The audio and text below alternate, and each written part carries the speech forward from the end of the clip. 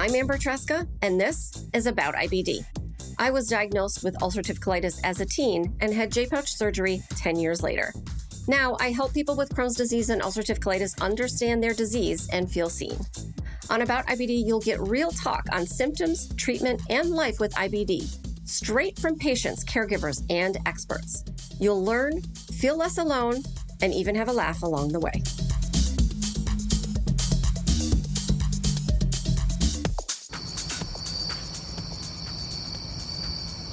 I have a question for you. When was the last time that you got a really good night's sleep? I am not talking about the times where you sleep for 6 hours, you wake up 4 times, and now you look and feel like a zombie. And I'm not talking about the fast, scary zombies like in 28 Days Later. I'm talking about the slow zombies like in Shaun of the Dead. I want you to think about when you got actual, restful sleep. Take a minute, think about it. I'll wait.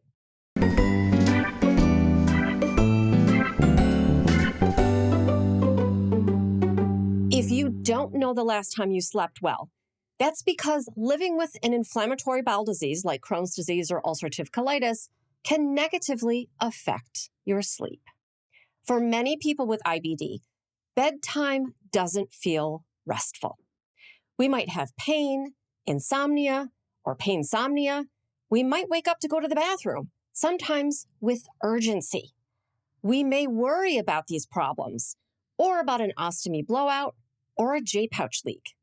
And then we're lying there wondering if we're in a vicious cycle of worrying, symptoms, and lack of sleep.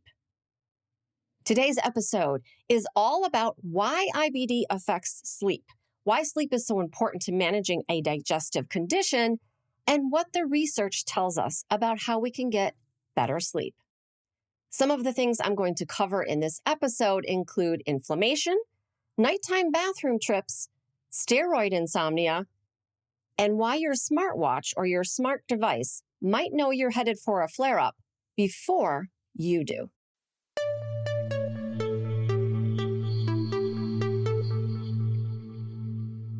Sleep is a major part of wellness, but we treat it like a luxury.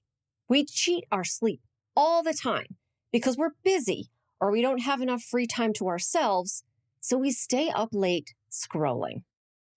But those of us who live with an IBD can't afford to wait until we have the perfect chance to get restful sleep. We have to prioritize it in the first place, even when it's inconvenient. There's been some research into IBD and sleep, and the results are pretty compelling.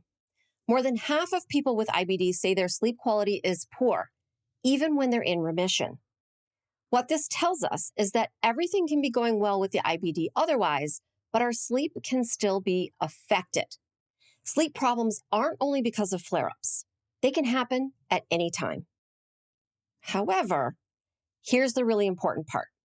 Problems with sleep can begin even before a flare-up. So when you aren't sleeping well, it's a big clue that a flare-up could be starting. Even if you're not feeling bad, it's important to remember that sleep could be your early warning sign.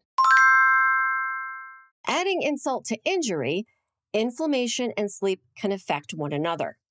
The IBD can lead to a lack of quality sleep, and a lack of sleep can worsen inflammation. And we know that while the symptoms of IBD can negatively affect us in all sorts of ways, it's the inflammation in our bodies that is the real cause of the problem. Okay, now we're talking about the connection between IB and sleep, and so we also need to define what it means to have your sleep disturbed, because there are a number of ways in which it can happen. Some of the problems with sleep that people can have include trouble falling asleep, trouble staying asleep, waking up feeling exhausted or not feeling refreshed, having brain fog during the day, experiencing mood swings, having trouble concentrating, or feeling like you actually did sleep, but it didn't take away the fatigue. One of the major problems with IBD and sleep is getting up to go to the bathroom in the middle of the night. We tend to normalize it in IBD, but it is far from normal. If you have a J-pouch or an ostomy, Getting up in the middle of the night to go to the bathroom might be part of your new normal. But if you've not had surgery, moving your bowels in the middle of the night is a red flag and something to tell your doctor about. But heading to the smallest room in the house in the middle of the night isn't the only reason for disturbed sleep. Your sleep can be off even if you're not waking to go to the bathroom. The reason you're not sleeping well could be from the ultimate source of our problems: inflammation.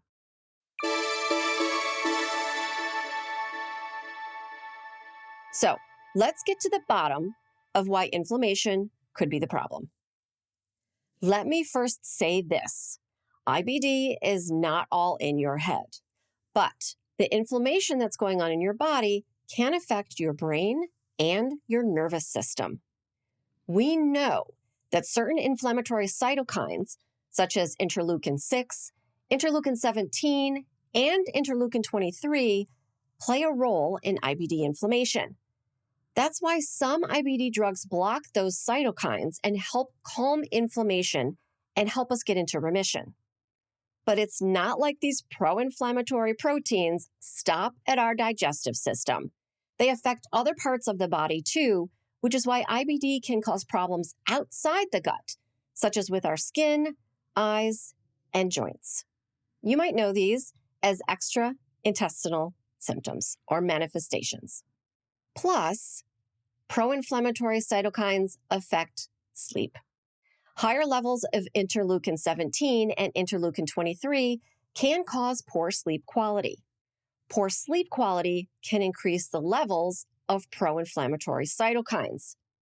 And that's where we end up in a cycle of, I can't sleep because of the IBD symptoms, and the IBD symptoms are increasing because I can't sleep.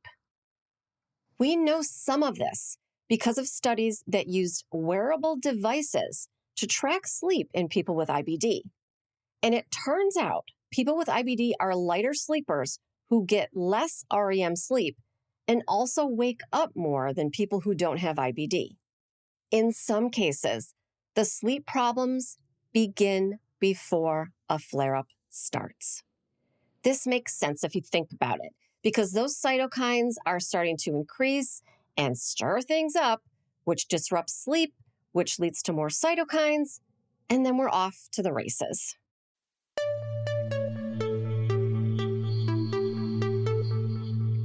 Another reason that people lose sleep when they have IBD is because of the way it affects mental health. And let me say again, people with IBD don't make themselves sick because they're stressed out or anxious.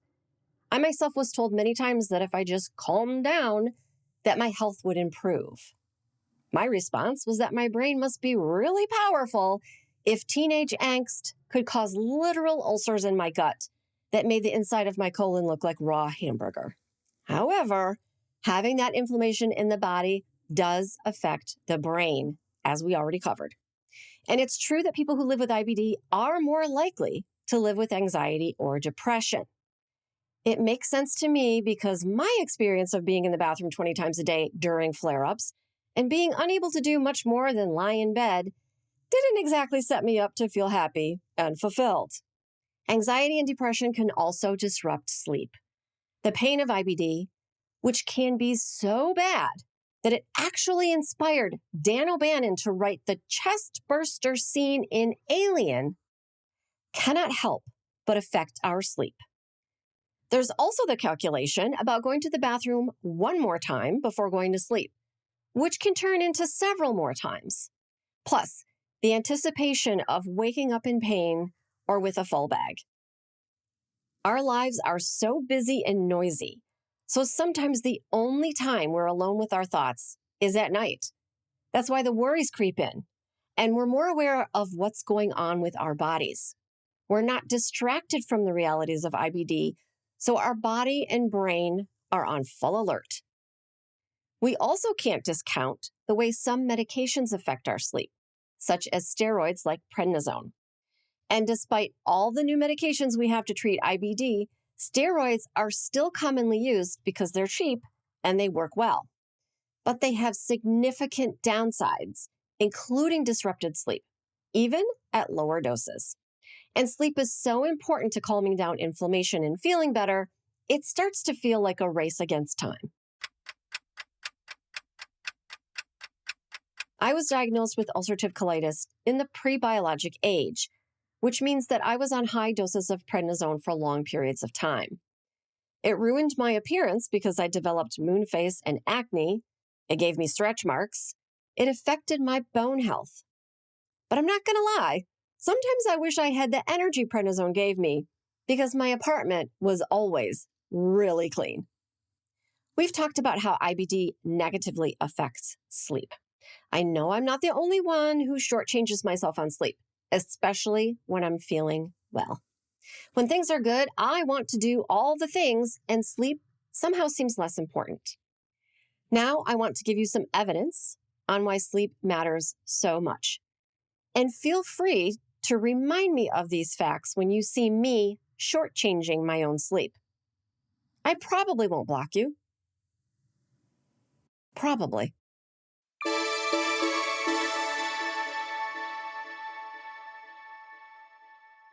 So here's what we know.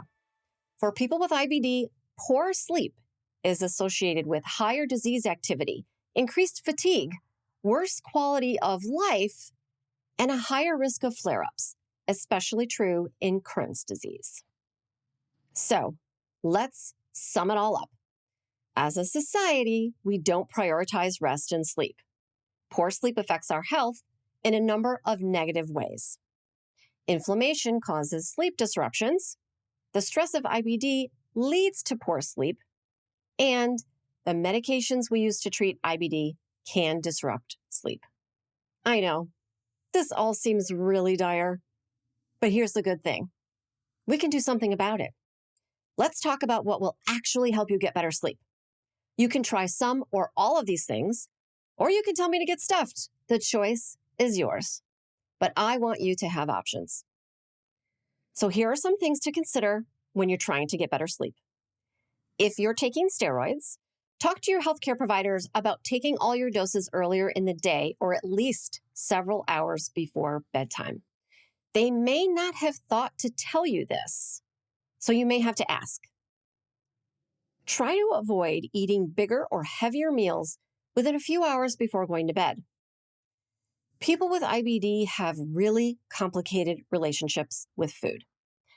I'm not going to cover that here, but think about how your last meal or snack before bedtime might affect your sleep, especially if you have reflux or GERD. Avoid caffeine later in the day or cut back on it altogether if you can. And I know I violate this one all the time. So if you are watching my socials, feel free to ignore the urge to tell me to cut back on coffee. Getting some exercise earlier in the day can also help with sleep. No, you don't need to train for a marathon, but some kind of gentle movement. And yes, I'm going to say it, yoga does help. You can be mad at me, but there's lots of good evidence for yoga. You can also try some techniques to quiet your nervous system and your brain. This can include a calming bedtime routine, some breathing exercises, or meditation. Yes, bedtime yoga or stretching might also help.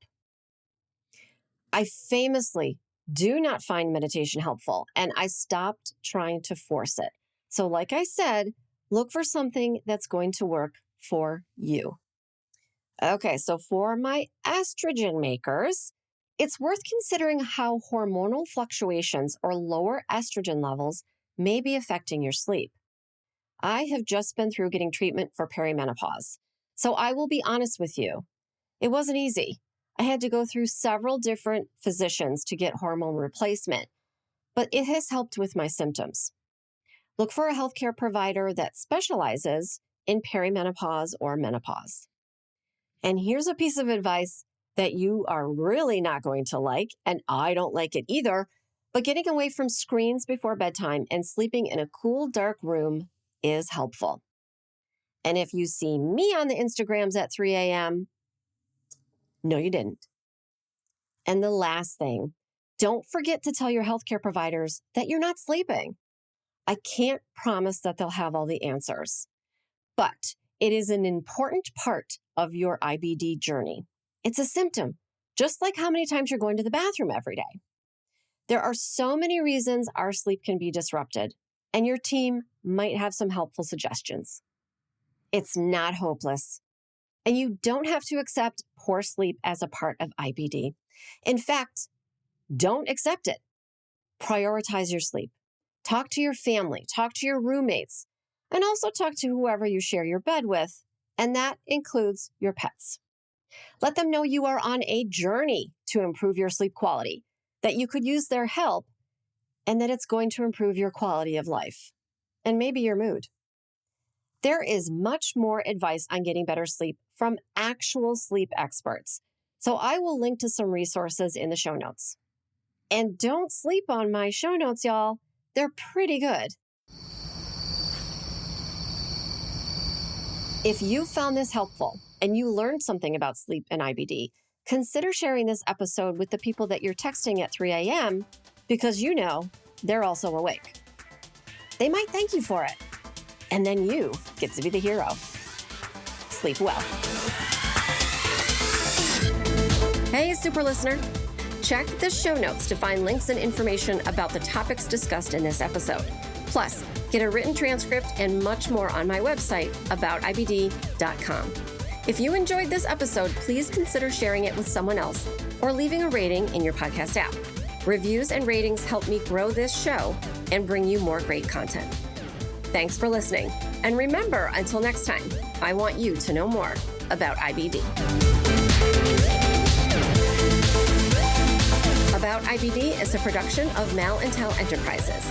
It is edited, written, produced, and directed by me, Amber Tresca. Mix and sound design is by Mac Cooney. Theme music is from Cooney Studio.